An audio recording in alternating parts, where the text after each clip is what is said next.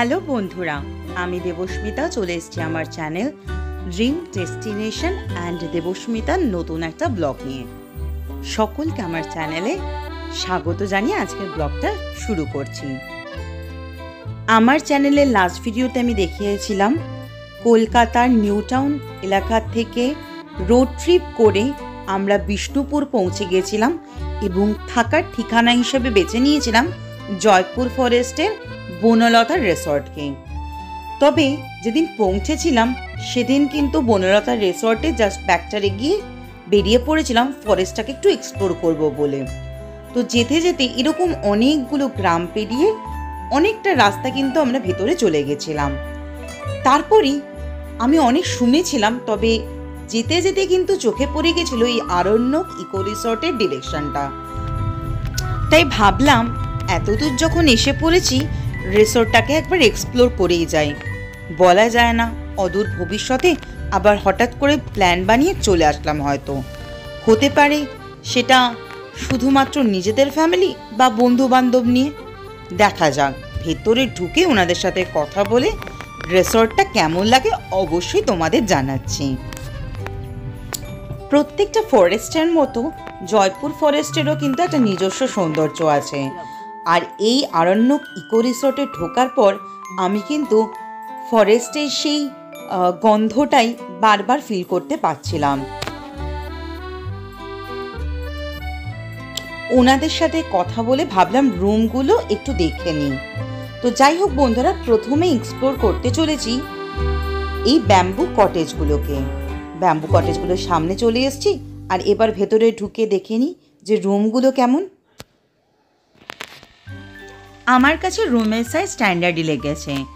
আসলে bamboo cottage মানে প্রকৃতির এই ছোঁয়াটা তো রয়েছে, কাজেই ছোট বড় যাই হোক না কেন সেটা আমার মনে হয় পর্যটকদের কাছে একটা স্পেশাল অ্যাট্রাকশন সবসময় থাকবে।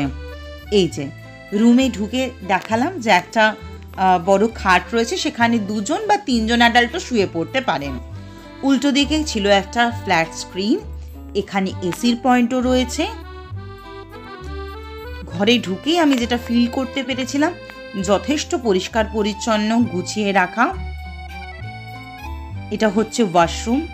আমি তো ওনাদেরকে কোনো প্রায়র ইনফরমেশন ছাড়াই এসেছি, সেক্ষেত্রে যেটা দেখলাম ওনারা কিন্তু পুরোপুরিভাবে প্রিপেয়ার্ড ছিলেন। গিজারও আছে, হ্যান্ড সোপ সব কিছু দেওয়া রয়েছে। এখানে ইলেকট্রিক কেটল আর চা কফি তৈরির সরঞ্জাম সবই দেওয়া রয়েছে। ব্যাম্বু কটেজ ছাড়াও ওনাদের কাছে কিন্তু আরও অনেক ধরনের রুম রয়েছে। আসলে আমি ওখানে গিয়ে যেটা শুনতে পারলাম সেটা হচ্ছে এই আরণ্যক ইকো রিসর্টের মালিকানার পরিবর্তন হচ্ছে, তাই এই ইকো রিসর্টটা কিন্তু নতুনভাবে আরও অনেক বিনোদন হোক, আরও অনেক সৌন্দর্য নিয়ে সেজে উঠছে। তো যাই হোক বন্ধুরা, যেটুকুনি সুযোগ পাচ্ছিলাম আমি ভাবলাম তোমাদের সাথে আরও কিছু অন্য ধরনের রুমের ক্যাটাগরিও শেয়ার করে নিই। আমার নিজের তো এখানে আসার ইচ্ছে রইলই, তার সাথে সাথে তোমরাও যারা আসতে চাও, এরকম ঘন জঙ্গলের মধ্যে নিঃশব্দ একটা পরিবেশে কাটাতে চাও, তাদের জন্য কিন্তু এই ভিডিওটা করা।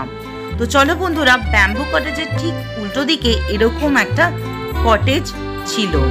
এখানে মনে হয় ব্যাম্বু কটেজের থেকে ট্যারিফটা একটু কম। তবে আমি একটা জিনিস বলে দিই, তোমরা এখানে আসার আগে অবশ্যই যোগাযোগ করে নেবে, শিওর হয়ে তবেই আসবে। এটারও রুমটা যথেষ্ট বড়, বড় খাট রয়েছে, ফ্ল্যাট স্ক্রিন রয়েছে, সবই ঠিকঠাক। সুন্দর একটা বারান্দাও দেখা যাচ্ছে। তার সাথে সাথে প্রতিটা রুমেই দেখলাম সিটিং অ্যারেঞ্জমেন্টটাও ভালো এবং মাঝখানে একটা সেন্টার টেবিল, যাতে ঘরে বসে তোমরা চা কফি এগুলোকে এনজয় করতে পারো। উল্টো দিকে একটা ছোট্ট কাবার্ড ছিল, টুকটাক দরকারি জিনিসপত্র তোমরা ইজিলি রাখতে পারো। আর এখানেও ওয়েস্টার্ন কমোড, গিজার সব কিছুরই ব্যবস্থা রয়েছে। কাজেই যে ধরনেরই ক্যাটাগরি নাও না কেন কোনো অসুবিধা তোমাদের হবে না। এই যে ওই কটেজটা থেকে বেরিয়ে চোখে পড়লো এই সুন্দর ঠাকুরের বেদিটা। আমার তো ভীষণ ভালো লেগেছে, আশা করি তোমরা গেলে তোমাদেরও ভালো লাগবে।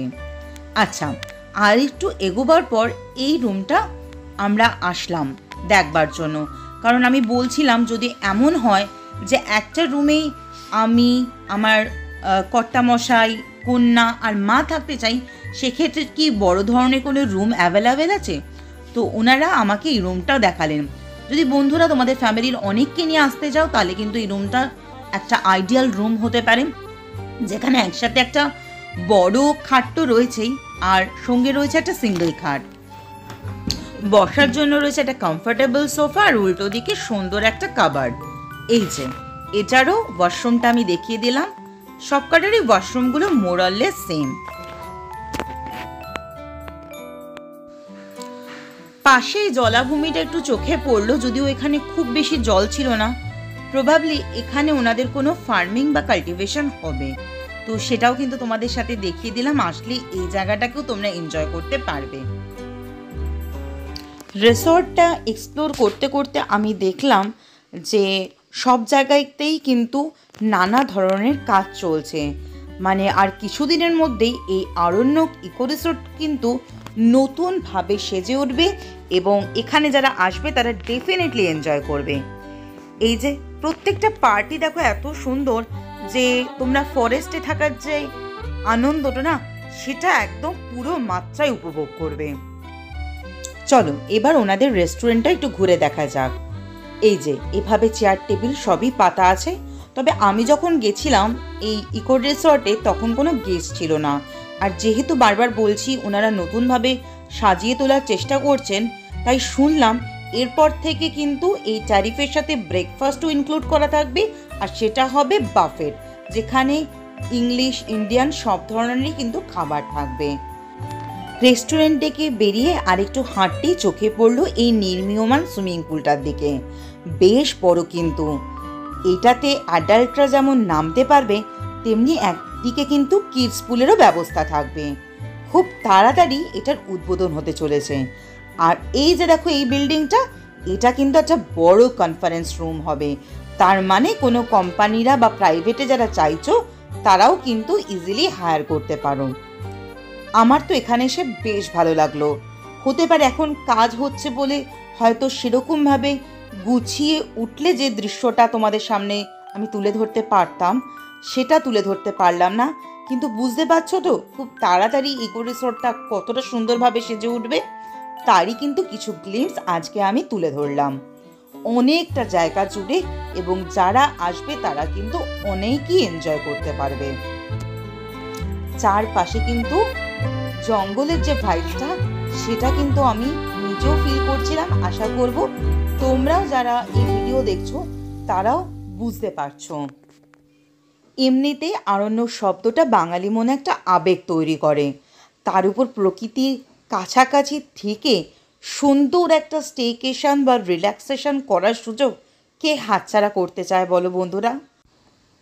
তোমরাও খুব তাড়াতাড়ি এই ইকো রিসর্টে যোগাযোগ করে একটা প্ল্যান বানিয়ে নাও। আজকের মতো টাটা বাই বাই করে এখানেই ভিডিওটাকে শেষ করছি। সকলে ভালো থেকো, সুস্থ থেকো, এই কামনা করলাম। কথা দিলাম খুব তাড়াতাড়ি আবার চলে আসবো নতুন একটা ব্লগ নিয়ে, নতুন ইনফরমেশনের সাথে। বাই।